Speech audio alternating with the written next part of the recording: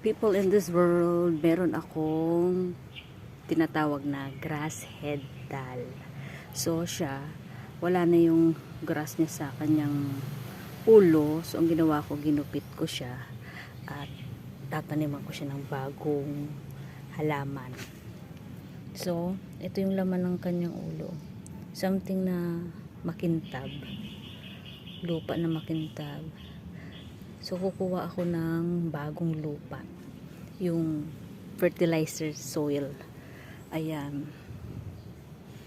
Ito yung fertilizer soil. Ito yung mga dahon, mga balat ng mga sibuyas, mga balat ng vegetable na kinumpos dito sa isang malaking timba.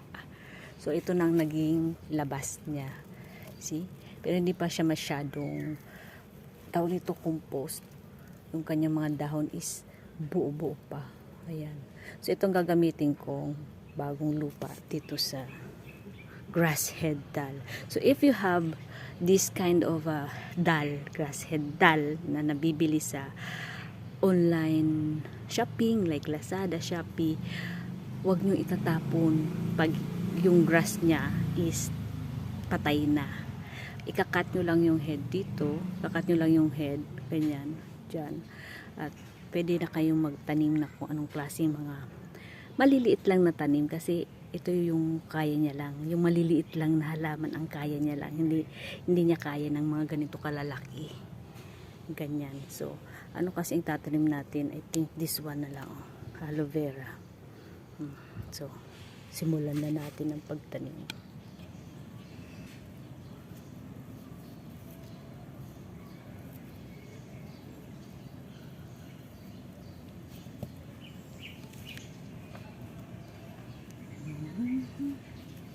Ito yung fertilizer soil.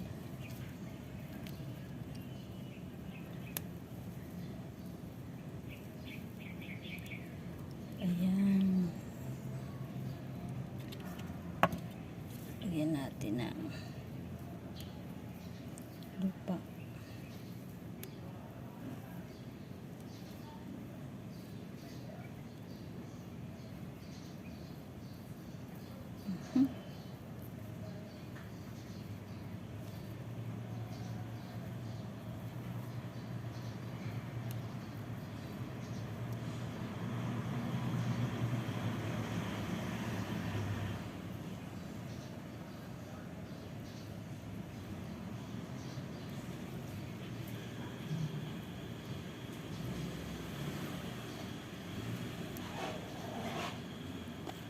Ayan na siya.